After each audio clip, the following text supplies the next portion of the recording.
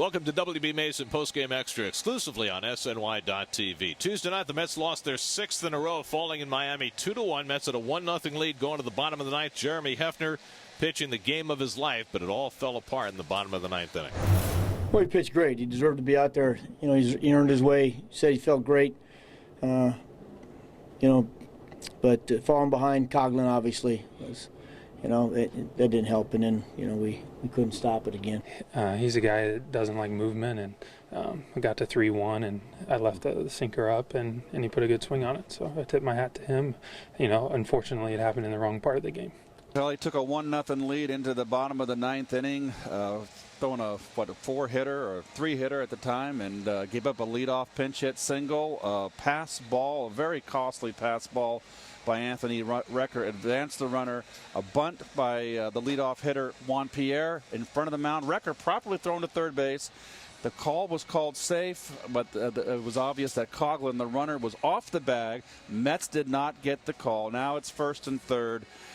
Base hit followed by Solano to right field, made it first and third, a tie ball game, and then a wild pitch from Lyon, who came in and gave up the base hit to Solano and the wild pitch to lose the game. We got to get it out, Kevin. We got to get it out. If he thought that's where he had to get the out, then he threw there. But we got to get it out on that play. That's you can't let the go ahead run get on base. He dropped it pretty much right in front of the plate for me. I knew we needed to get it out, and I just tried to make a play that I probably shouldn't have tried to make. We talked about it before the bunt, getting out. But he laid it in front of the plate, and my instincts told me to go to third. Sometimes the calls go your way, sometimes they don't. What we need to do a better job of is, offensively going out there and scoring more runs. And at the end of the day, Jeremy Hefner, who was fantastic, winds up being the losing pitcher. Yes, he does, and 2 earned runs, and it's really a shame. And he just couldn't get an out in that ninth inning. He'd never been there before, never pitched a complete game in the big leagues, but a good performance from him. It's just a shame things turned out bad. The Mets now have lost 6 in a row and have dropped this series here. The Marlins have won their first series of the year. In a little funk right now, but like I mentioned before, you can't expect guys to go out there, and we can't expect to win games 1-0.